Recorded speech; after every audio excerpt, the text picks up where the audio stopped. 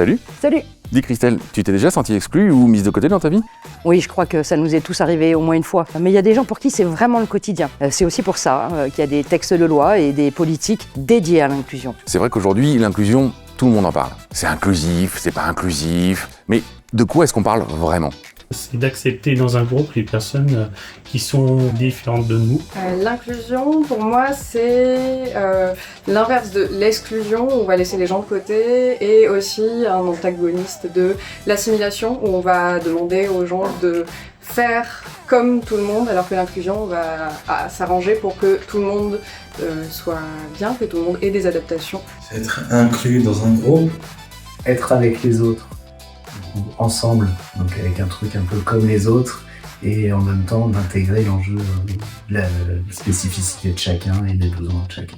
Auparavant, les enfants qui avaient des handicaps n'étaient pas acceptés dans les écoles, et maintenant, on les inclut, déjà on les accepte dans les écoles, et en plus ils ont le droit d'être dans une classe ordinaire avec des élèves qui n'ont pas de handicap. Alors pour moi, l'inclusion, c'est clairement de mettre au maximum les personnes en situation de handicap dans le milieu ordinaire.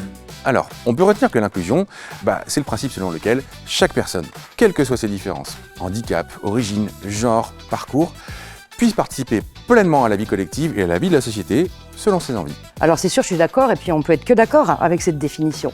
Pour autant, au quotidien, c'est pas si simple, en fonction des environnements, en fonction des contextes, et puis aussi en fonction des particularités de chacun. Pour essayer de se faire comprendre, par exemple, j'utilise un petit peu trop de mots pour dire peu de choses.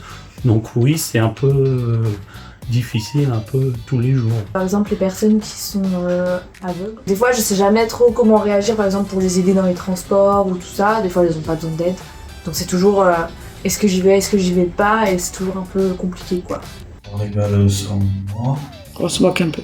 sur ma tête, et on m'appelle par un surnom, et qu'on va faire des conneries, faire des conneries, qu'après je me fasse frapper ou des trucs comme ça.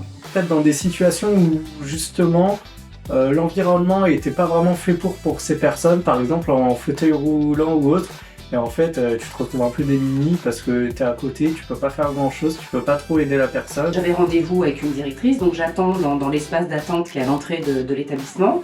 Donc j'étais assise sur une chaise et j'ai une résidente qui vient et qui s'assoit sur mes genoux.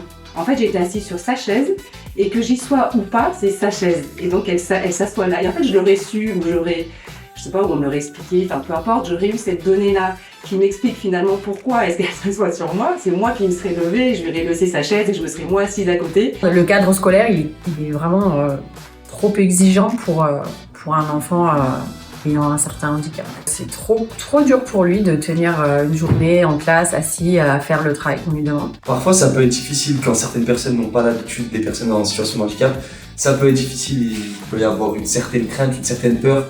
Alors l'inclusion, c'est déjà un cadre, une disposition générale visant à rendre tous les lieux et toutes les institutions accessibles, donc inclusifs. Ouais. Oui, mais attention Yannick, parce que c'est pas parce que tu mets quelqu'un quelque part qu'il y trouve forcément sa place. Oui, c'est vrai que l'inclusion, c'est pas qu'une histoire de bâtiment, d'une activité ouverte à tous, ou alors d'un événement où on fait figurer une personne en situation de handicap. C'est vrai que l'inclusion, c'est d'abord la possibilité réelle d'être là, d'avoir un rôle qui ait du sens, bref, le droit d'exister à son propre rythme. L'inclusion, ça se joue au quotidien. C'est une intention, voire une attention, une démarche pour nous tous pour faire que chaque moment soit plus inclusif.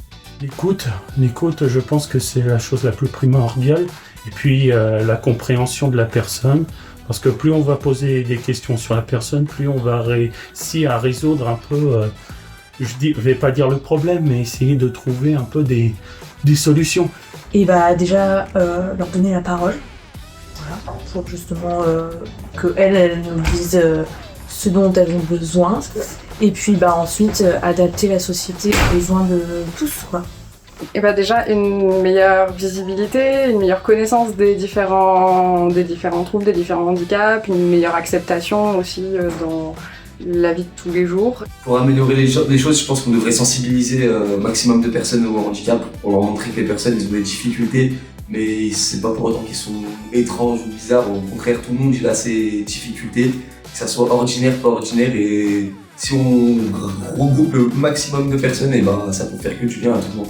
Il y a des choses qui peuvent être à travailler avec la personne à inclure, c'est-à-dire comment on peut, elle, la préparer au groupe, aux réactions du groupe, aux réactions des autres, trouver avec elle des aménagements pour que du coup il y ait plus d'adaptation sociale, et puis à préparer les autres à accueillir une forme de différence. Alors je pense que c'est vraiment de la sensibilisation, la connaissance du handicap, pour le comprendre, pour l'appréhender, pour ne plus en avoir peur, parce qu'il y a quand même encore beaucoup de peur autour de ça par méconnaissance, et de former les citoyens, les sensibiliser en tout cas, les citoyens à ce qu'est le handicap et à comment est-ce qu'on peut l'appréhender et l'accompagner.